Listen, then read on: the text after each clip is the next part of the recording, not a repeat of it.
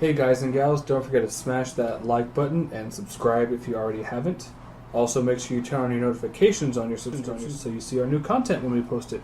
Thanks for subscribing. Hi guys, welcome to MTG Dungeon.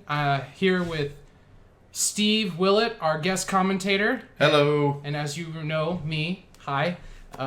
Warden's busy today, so Steve was happy to fill in for us. Thank you, Steve. No problem. He's a very experienced player, so I'm lucky to have him here. All right, well, let's get to it. Absolutely. So on the right we have our local player Matt Palmer. He's playing Red-Green Titan Shift, and on the left here we have Lachlan, who's playing Boggles. Who do you think's favored here? I think Boggles definitely has the edge, mostly due to the turn 0 ley line. It's going to be really hard for Titan Shift to win a game 1 if that resolves. Now, granted, if it doesn't happen and Titan Shift is on the play, I think there's a very real chance that he could turn for him, which is just faster than what most Boggle players can deal with. But if a ley line does come down or he's on the draw, it's going to be a serious uphill battle for Titan Shift, I think, to win this. That seems like a pretty reasonable assessment. If they don't see the pre-game declaration ley line of Sanctity, turn 4 is going to be a slow enough start to have that in play to where they might be able to already have a board presence threatening enough with a Primeval Titan. And it looks like we do have a turn 0 ley line already off the bat, and Boggles is on the play. This is a pretty rough matchup. There are some actual considerations where some players might even want to pregame scoop this to not not to give any information to their opponent, because if you reveal what you're doing to the Boggles player, he's going to be able to sideboard more efficiently. But if you scoop to it, there is definitely some merit for this. It doesn't look like that's going to be the case. He's going to try to fight this out. I don't know if there are any main deck answers to a ley line of Sanctity and Titan Shift. Most of the lists run like a 1-2 of mainboard Rec Sage almost for that reason only. Okay, so if he's able to maybe Summoner's Pack out that Reclamation Sage, he could really get going on here. But without being able to target either his creatures or his face, those Valakuts right now are essentially useless. Yeah, so that makes it a pretty scary proposition going into this match. But it doesn't look like the Boggles player is really putting a lot of pressure on him. He's just played a couple Boggles and said go. Here would be a good situation where maybe an Anger of the Gods might be able to come down if they're able to run that. Oh, yeah. So a lot of the lists actually don't run Anger of the Gods main board. They favored Sweltering Suns because there's a lot of matchups where Anger of the Gods is a dead card, whereas Sweltering Suns accomplishes the thing you want it to do anyway, minus hitting persist things, and it allows you to just get rid of it and find something else to do. Yep. It looks like, though, that's not going to be an option anymore. It looks like we got the Umbra and the Daybreak Coronet on the Boggle, and that's basically kind of game over at this point. Now that he's going to be able to outgain almost any amount of pressure on turn 3, it doesn't look like Titan Shift's anywhere near close to going off before he's just going to be dead to this, and before he can also get rid of the ley line here. I think this is a pretty solid game 1 in Boggle's favor right now. I think that the only way this could ever turn around for the Red-Green Titan Shift deck is if he doesn't die on the next turn, of course. The Boggle that's already enchanted doesn't get any bigger, and board presence of Primeval Titan is enough to overcome. And I think that's about it. Yeah, unfortunately, I think the Boggle is going to get bigger than a Titan is going to even bother with at this point, and without Valakut being able to even target anything, and no play at all from the Titan Shift player, no ramp, nothing. I think this will just about seal it. Ow! And then and that should just about clean it up here. Oh, we got a response. Is he holding on to a bolt that we didn't see? Oh, he's just going to bolt the 0-2 for value. Sure. But it looks like it's going to get pathed in response just so he can get a land out of his deck. And at this point, Boggles is up to way beyond their starting life total. And without Escape Shift being a reliable out here, I don't know what options he has. I guess he just wants to... you could justify at this point, since you didn't scoop to the ley line, trying to get more information. Maybe your opponent's doing something techie and cool that they're going to reveal to you. Absolutely. Gain as much as you can. The only consideration is time. But since Scapeshift is a very fast deck that's trying to close the game out quickly, I don't think that's going to be an issue here. So I think just trying to maybe gain information is going to be more than enough. Yeah. So what do we got here? We got the Ethereal Armor giving +4/+4 because there's the ley line and the 3 auras. Does it? It also counts enchantments, not just auras. Oh man, that is some spicy. I think that's what it does. Mm-hmm. We got Daybreak Coronet giving +3/+3. Mm-hmm. Hyena 1/1. Yeah.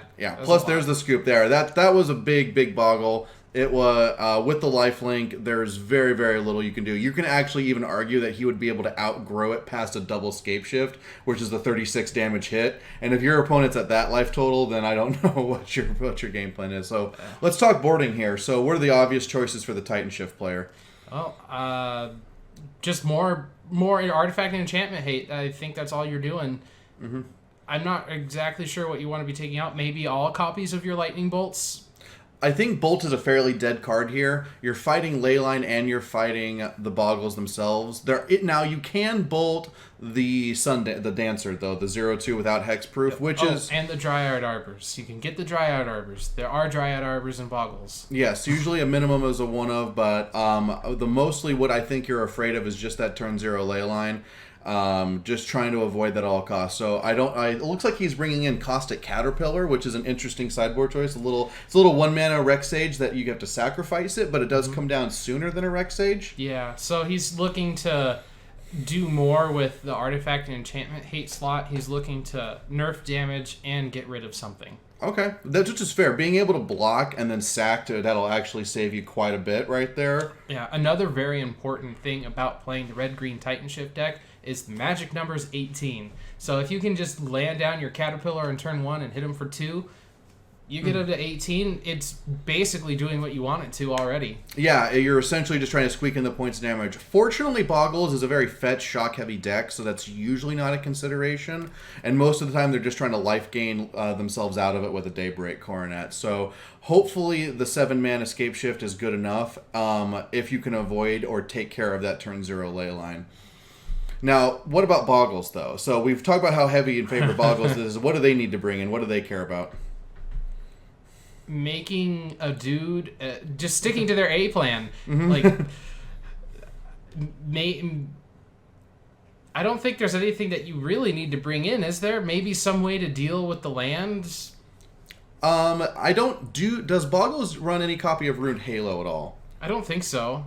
I'm not. Because that's another way of hosing Valakut. Because they already run the main deck Leyline.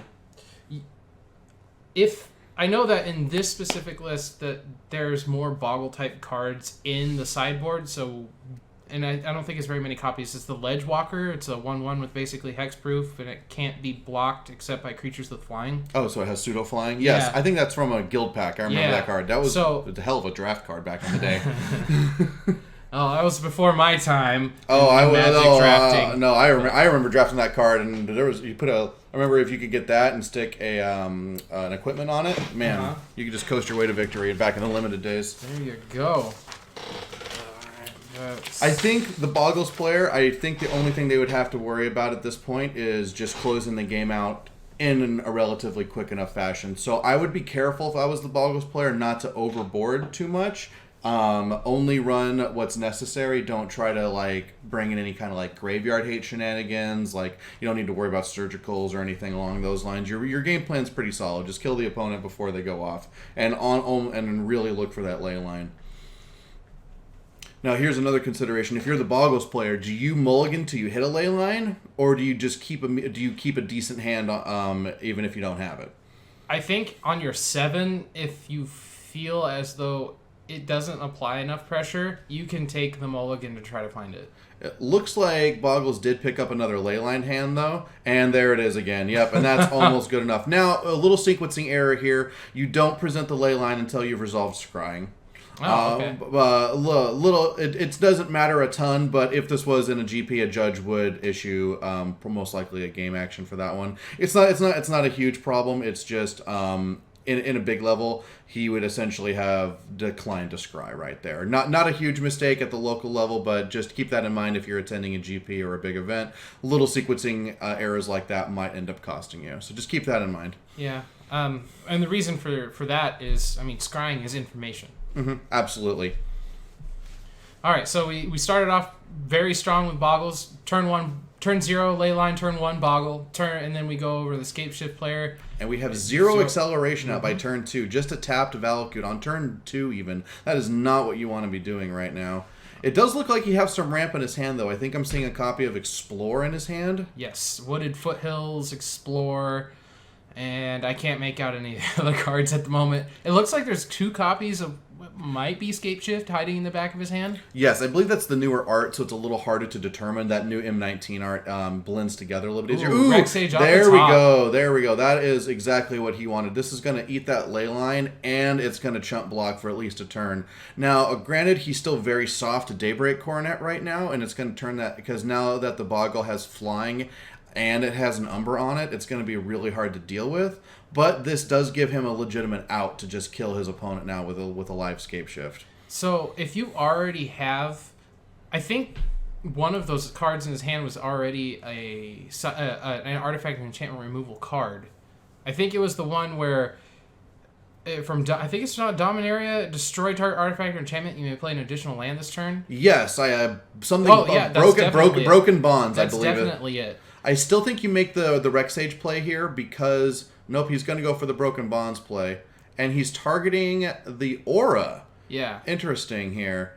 So he's targeting that. Maybe he plans on using a sweeper to try and clean up the Boggle with the Sweltering Suns next turn. Is that what's in his hand right now? I can't tell from the current angle, but if that sounds like that's what, if that was the action that I was making, that would be the assumption I would be playing if I was under that. So I'm thinking, but let's see, is that another? That's another Griff's Boon. Okay, so that's not the biggest clock. That only gives a +1/+0 and plus flying. So right now he's not under all the pressure.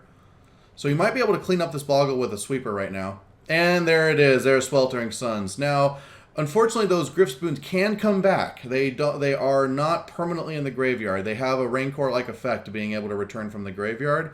So another Boggle right here, and there's a Ledgewalker. Hey, what I was talking about. Exactly. So this is going to be another problem for Boggles to deal with. So he's going to need to find another answer to that ley line, which he has. So I believe we're going to see the answer to that ley line here, probably after a ramp spell. Yep, there's an Explorer. There we go. Found a Cinder Glade, which unfortunately comes into play tapped. Yep, so he won't be able to go off that way. And yeah, you can tell right there that's exactly what he really wanted to double spell that turn. So this tempo swing could be pretty big right here. But looks like Boggles just drew a land. So his only line of action is really to bring back that Griff Spoon and start providing a clock again. So 2 damage effectively in the air here. Yep. And that's the power of Griff Spoon. That's why you run it. Yep, yeah. You don't think it's that good until you realize that it can come back. Mm-hmm. All right, so at this point, if he doesn't look like he has his land drop, but he's holding on to a bunch of Scape Shifts, so you just try to invest in the board as much as you can with that Rexage. Yep, I think the Rexage at this point is his best way of getting out of this. Take care of that ley line, set up Scape Shift. You're only 2 lands away from a solid kill. There's no lifelink. You're under not a ton of pressure right now. Now, worst case scenario, it's going to be Daybreak off the top, which is going to be really hard to fight through. Yep, and then there comes the Rexage. Leyline is out of here. All right, let's see what our Boggles player gets. It looks like an Hyena Umbra? Yeah, Hyena Umbra. Okay, so that's going to add another point of damage on there, so we're looking at 3 damage now. Oh, and it looks like he forgot about the second copy until after he attacked, which is a little unfortunate, but at least he remembered. Yep, he did remember that it was supposed to go on there, so he was able to add it on there. So, here we go. Here's land number 6. Not enough for a lethal Scape Shift. Remember, for all you Scape Shift players, 7. 7 is the magic number. That does 18 damage, and anything after 7 is super death. That is 36 or more. So, but considering that the Boggles player is at that magic number of 18, 7 is more than enough. And here comes prime time. And there's already an active Valakut in play, so this is going to get pretty good here. Yeah, so he just needs to get 2 mountains in order to get some triggers going. Yep, he won't be able to deal with the creature itself, but that'll be 6 damage straight to the face, plus 2 from the Rec Sage. So we're looking at an 8-hit swing here, plus the Titan coming down next turn. That should do it. That should be lethal. All right, there it is. Exactly what Steve was talking about.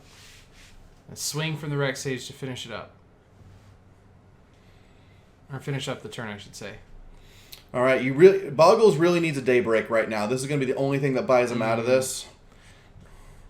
And he finds a Windswept Heath. And in this instance, there's 2 schools of thoughts with the Windswept Heath. You could try to thin your deck for a future turn, or you could hold on to it. I think that was another Titan that was just drawn right now, so I believe this. I think that'll do it here. I think. All right, so we have a response fetched going to 12. Might be getting Dryad Arbor. He is getting Dryad Arbor. And that was in response to... It looks like... blockers, which means the Titan shift, or the Primeval Titan trigger was on the stack when he fetched. Yeah, so I think that slight sequencing error on Boggles, you want to let the triggers resolve on Titan to see where he sends them, because technically right now, he could send one of those triggers to the Dryad Arbor to prevent a block. Not that it's a good block, it's just going to trade with the Rec Sage right here, because the Titan obviously has Trample. Mm-hmm. Which makes it so the sequencing doesn't particularly matter, because that attack was lethal. Yep, and here comes Scape Shift post-combat anyway to clean it all up. I think he's just trying to show him that he's just super dead on clock right now. Yep, and then he's just. I think they're. That was actually my hand there. And I was pointing. Our Scape Shift player was trying to cast Scape Shift, and I pointed out his opponent was dead before you got to your second main phase. Oh yeah, he was. I was pretty much. I think he was just dead on the crack anyway due to the damage. But okay, so we are going to go to a game 3, which is excellent. But unfortunately, that game 3 is Boggles on the play, which gives it a significant advantage. And of course, those turn 0 ley lines are going to be possible. But it looks like we've seen the sideboard cards are there to fight it. So Escape Shift is not dead in the water. It's going to be a very real battle here. With this matchup, I don't think that these decks are built in general in a way to consider whether you sideboard differently on the play or the draw. You want to be hitting the same things. You want to be hitting the same cards all the time as fast as possible. Yeah, I believe the curve considerations on both decks are too tight to worry about that. Turn 1, you're trying to play a Boggle every single time, and turn 1, you want to be suspending Search for Tomorrow every single time. There's very, very other few lines of play that are optimal for either deck, so I think it makes the most sense to just keep things the way they are. Mm-hmm. If you're Titan Shift, hope he doesn't have the ley line. That's your best option right there. So you're kind of just praying, because if he has it, it's going to be an uphill battle from the start. Absolutely.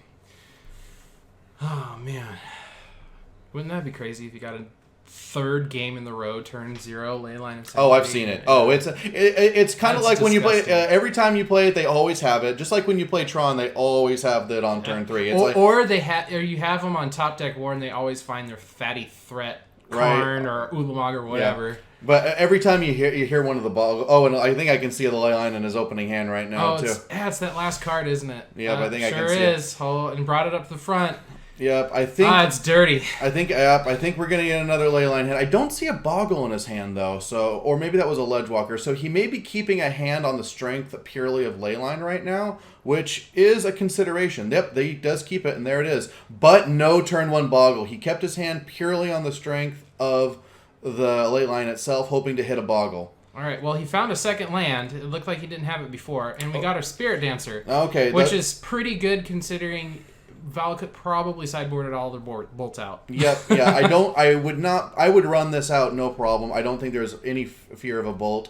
If it does happen, it does happen. But also, if he's bolting, he's not ramping, which gives you more time to find a way out anyway. Mm-hmm. All right. So I think the Valakut player is probably just going to find a ramp spell to play this turn. I was pretty sure when I peeked over there he had one. Yeah, I think it's I think it's either a Tri-Elder or an Explore. It's Explore. Explore would be the best right here. Explorer is one of those ramp spells that is absolutely amazing when you have the extra land in your hand, especially if it's like a Valakut or something that needs to come into play tapped, which is great. Now, curiously, he actually goes to opt for a Stomping Ground here, other than the Valakut. Valakut has to enter the battlefield tapped. Keep that in mind. The Stomping Ground he can bring in later untapped if he has to. So we'll see if that decision comes back to bite him later on, but just keep that in mind. If you have an opportunity to get those ETB tapped lands in and you're not casting a spell, it's generally the right idea to try to get those out. Mm-hmm. All right, so it looks like our opponent top decked a Windswept here, or not opponent, our Boggles player, tapped out, found the land, the third land, and he's got a bunch of enchantments in his hand. Raincore, I saw Raincore. And remember, each one of them is going to draw a card, and each one of them is going to pump that Spirit Dancer an extra +2. This thing's going to get real fat real quick. This is going to get real gross. And the Umbra to protect it. And a Griff Spoon off the top. And he's effectively cycling through his deck, and I'm pretty sure I saw a Daybreak right there. This might already be over, because each one of those is adding a +2 on top of their added benefit, and the Ethereal Armor now is going to be adding a +4. Yep, so that's 10 on that alone that we just mentioned. Yeah. So that thing is now 12. That thing is now huge. It's 12. Yeah, 12, right? Yeah, 12. It's +6/+6 off the 3 auras. Griff Spoon's 1. Spider's 1 power. Spider Umbra's 1 power. Ethereal Armor's 4 power. So it's 8 + 4, 12. Yep. I don't know how you get out of this. Unfortunately, I think you're just too. I think you're too slow as Titan Shift. Even the only way out of this would be to present some kind of a blocker, but the Griff Spoon gives it flying, so there's not a lot you can even present in the way of blocking. Yep, and see, there's a tapped land right there, like I mentioned earlier. So now he only has access to 3 mana, so all he can do is suspend search. Maybe play it. He's got that beetle right in the front. He could have played that instead of searching, right? Yeah, so here's a great consideration for what I mentioned last turn. Had he played this tapped land last turn, he would have been able to play the Caterpillar this turn, kill whatever the best enchantment is in play, and maybe block, and as well as suspend search for tomorrow. So he may have been able to buy himself an extra turn right there. Granted, I don't think he was in a winning line either way. I don't think it was a huge... I don't think there was a way he was really digging himself out of that, but I do believe he cost himself the turn. He cost himself that turn because of that small little line of play. Mm-hmm. Just something to keep in mind. Those little things can add up. Right on.